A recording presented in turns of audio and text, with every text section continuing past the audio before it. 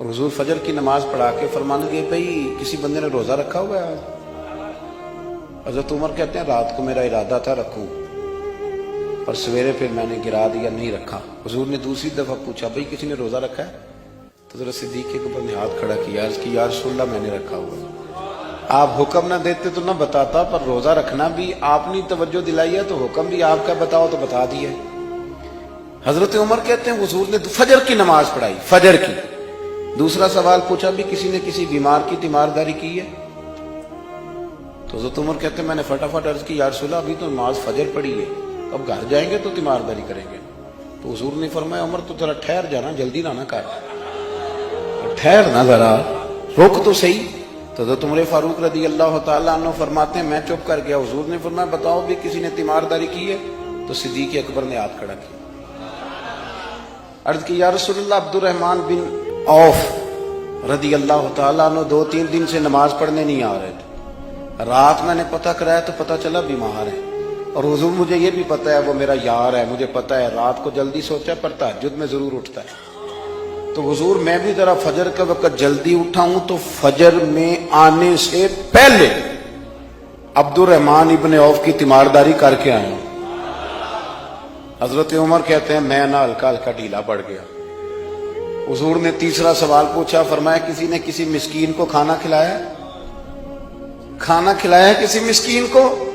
حضرت سیدنا عمر فاروق کہتے ہیں میں نے پھر عرض کی، میں نے کہا یا رسول اللہ ابھی تو فجر پڑی ہے، گھر جائیں گے کوئی چیز لیں گے تو کھانا کھلائیں گے۔ تو حضور پھر مسکرائے، فرمایا عمر تو ذرا ٹھہر نہیں جاتا، ذرا ٹھہرنا، ذرا نظارہ تو کرنا، گویا یہ شان صدیق اکبر کا جلسہ ہو رہا، ٹھہرنا۔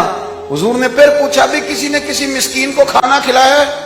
تو حضرت عمر کہتے ہیں لوگ سارے دائیں بائیں دیکھ رہے تھے اور میں چپ کے ابو بکر کو دیکھ رہا تھا، کہ مجھے پتا تھا کہ بولنا اسی نہیں ہے، اور دل میرا کر رہا تھا کہ کہہ دوں دیو جناب جواب، دل میرا کر رہا تھا۔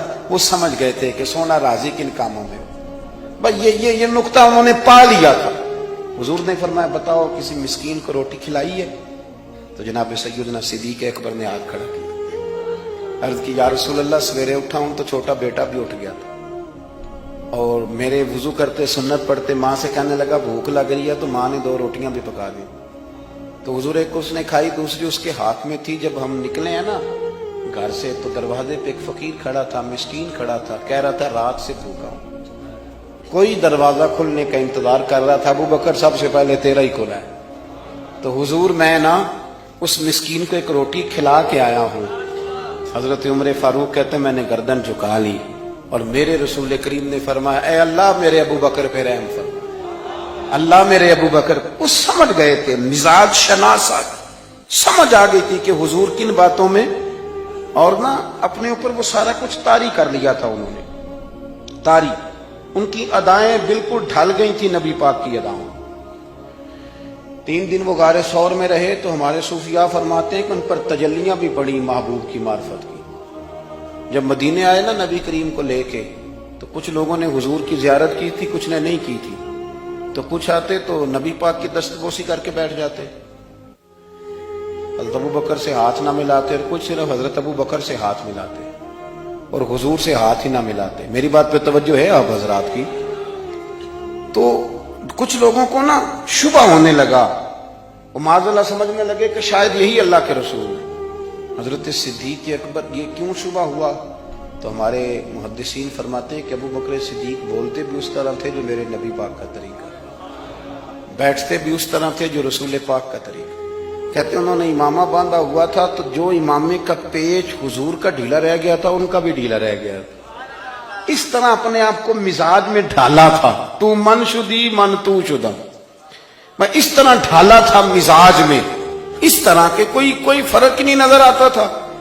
وہ کہتے ہیں جب حضرت ابو بکر صدیق نے دیکھا نا کہ لوگوں کو تو شک ہو رہا ہے، کوئی میرے ساتھ ہاتھ ملا کے بیٹھ جاتے، تو حضرت صدیق اکبر نے کہا کوئی ایسا کام کرنا چاہیے کہ پتہ چلے آقا کون ہے غلام کون ہے۔